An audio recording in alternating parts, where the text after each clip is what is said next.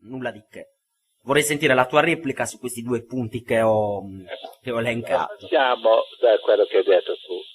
Tu hai ragione perfettamente quando dici che l'US e tanti altri non erano indipendentisti. Perfetto, giusto. Ma dal 1974, io e altri, quando venne buttato fuori dal partito Benzupiliu, cosa successe? Successe che noi cominciamo a operare dentro il partito per portare all'indipendenza, che il partito cambiasse strada e è arrivato direttamente all'indipendenza. Ci siete riusciti? E certo che ci sono riusciti. Il sottoscritto, in una prova contraria, il 7 di dicembre del 1981 portò all'approvazione, perché era presidente della riforma statutaria, e vincemmo noi perché tutte le mozioni erano indipendentisti. Per cui a Porto Torres il giorno, e avevi Gannao cosa diceva quell'articolo 1, era di una semplicità estrema, nada da dice. Tu partito usato d'azione, si prefigidi, se ci votai solo per usare da indipendenza. Questo era, basta. Non c'era altro, quello era l'articolo 1. Il famoso articolo 1, quello che si è rifatto anche quell'avvocato di Macomere proprio a Borore. Beh, io gliel'ho detto, che stava parlando con quello che aveva portato all'approvazione quello. Furono anni difficili, la prima volta che incominciamo a spostare tutto l'asse indipendentista fu nel congresso di Oristano del 1979, per cui il partito Sardo d'Azione aveva fatto il suo percorso, era passato da autonomista e poi era diventato chiaramente indipendentista, suffragato proprio dall'articolo 1, che poi nel tempo, se tu mi dici che col tempo poi l'hanno riannacquato di nuovo, allora io concordo pienamente con te.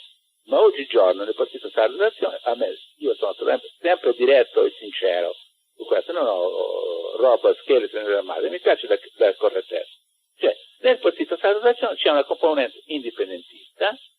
Quello sicuramente. E c'è una componente di opportunisti, quelli che tu hai elencato prima, perché quella è sempre stata una carenza nel partito Sardo d'Azione. Nel partito Sardo d'Azione c'è sempre stata la possibilità agli arrampicatori, di quelli che volevano utilizzare queste cose, di poterci montare sopra per i loro comodi, e su quello non ci sono i santi che tengono, è la pura verità. Però quando si parla di queste cose noi dobbiamo dire che anche lì c'è una componente che poi sarà quella che prevarrà, perché la mozione ed Arborea l'hanno ripresa 2 anni fa, che era quella dell'opzione indipendentista, per cui anche in mezzo a loro c'è un grosso fermento, perché io lo vedo tutti i giorni quando mi chiamano, perché molti di questi i sardisti indipendentisti stanno raccogliendo firme per il referendum, per cui te lo dico proprio da prima mano. Per cui l'altro che tu stai dicendo sul discorso che secondo Vergenza poi va bene, che gli indipendentisti hanno preso quei voti o meno, ma quei voti sono 1/10 della potenzialità che ci abbiamo. L'hai visto quel sondaggio dell'Unione? Sì, l'ho visto. Ecco, cosa vuol dire questo? Che c'è un altro 25% di sardi che sono indipendentisti perché non si ritrovano in noi. Perché non si ritrovano in noi? Quella è la domanda primaria che dobbiamo porci, come l'ho detto prima. Perché c'è un sacco di gente che non ha in noi la fiducia? Questo è il quesito, questo è il punto. Noi dobbiamo guardarci in faccia, discutere, vedere e proporci in senso serio, in un senso di fattibilità, perché noi facciamo delle cose eccezionali che però non vengono premiate. Basta vedere per esempio su non nuclei, dove alla fin dei conti io personalmente ho raccolto centinaia e centinaia di firme su questo. Tutti i sardi sono andati a votare e hanno votato sul non nucleo, ma i movimenti indipendentisti che hanno lavorato, contribuito e dato l'anima per questo non sono stati premiati, anzi addirittura hanno regredito. Vabbè, chiaro, perché i media italiani cosa pensi? Credo che non sei affatto sprovveduto e sai benissimo che i media italiani non possono mica premiarci per una cosa del genere e darci visibilità, non trovi? Ma non è che i mass media ce l'hanno data la visibilità. Ma insomma... Vabbè, qua apriremo, beh, insomma, fino a un certo punto. Io mi ricordo che c'erano tutti i politici dei partiti italiani che sono saltati sul treno quando era già partito da un pezzo. Mi ricordo persino di Mauro Pili, non so se te lo ricordi tu, ma sicuramente non me lo ricordo, ma quello che noi dobbiamo chiederci è proprio questo. Perché in certi momenti storici questi si travestono da noi, da indipendentisti? Per quale motivo? E prendono i voti. Perché alla fin dei conti loro, quando si propongono, quando discutono, quando parlano, per molti sardi sono più affidabili di noi. È un paradosso, però succede. Succede perché da parte nostra i sardi vorrebbero che noi fossimo come un assurdo, no?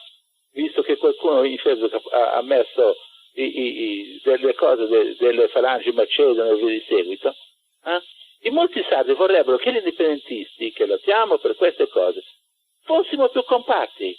Cioè, è un fatto ancestrale questo, è un fatto nell'anima delle sardità, per cui immediatamente, vedendoci così, tendono di rimanere dove sono, perché si sentono più protetti. Questo è il punto. Se noi non andiamo a scavare proprio dentro questa particolarità che è nascosta nell'animo dei sardi, perché noi tutti quanti, i sardi, un comunista, un democristiano, un sindacalista, alla fine pronunciano sempre Forza Varisi, alla fine sono in giro per il mondo e portano sempre lo standard dei quattro amori. Cosa vuol dire? Che c'è un qualcosa di unificante nell'anima dei sardi e noi ne rappresentiamo l'anima, ma noi non riusciamo a proporre quest'anima. Hai capito dove vado a parare? Dov'è l'inghippo? Posso fare un discorso che magari non ti farà piacere, però posso fare una piccola provocazione, tanto siamo fra di noi e ce la possiamo anche permettere. Io sono su queste cose. No, una provocazione politica, ci mancherebbe. Poi ovviamente tu avrai modo di replicare, magari mi dirai che non ho ragione, anzi sicuramente mi dirai che non ho ragione. No, io non dico. La provocazione politica è questa, è anagrafica più che altro. Forse siete voi, vecchi indipendentisti, che non siete riusciti a fare questa operazione.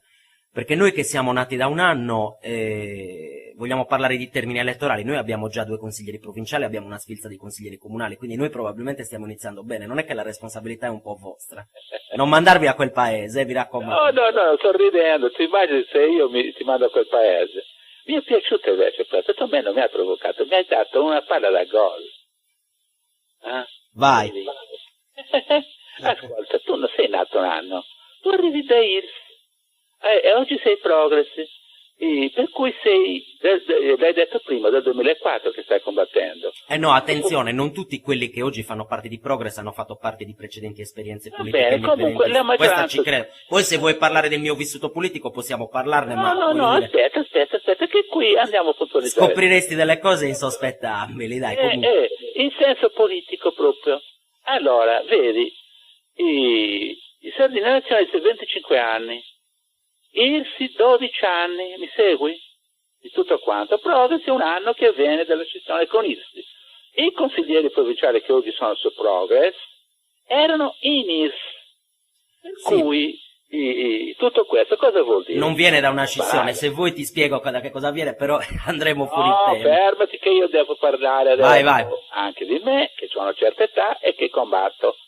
Dottor Meloni, Maruento o meno, ritorna in scena 3 anni fa. 3 anni, mi segui, da zero, ripartito da zero. E cosa accade in questi 3 anni?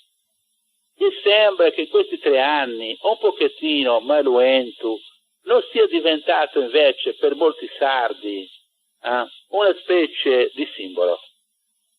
Non ti sembra forse che Maruento, piaccia o non piaccia, sta imponendo molte cose anche fuori dall'ordinario così? Quando io impongo in un tribunale la lingua sarda, non dimenticarti, sto facendo giurisprudenza, sto facendo diventare la lingua sarda importantissima nel luogo più importante che c'è. Il dominio di uno Stato coloniale è quello di imporre in tutte le loro istituzioni la loro lingua.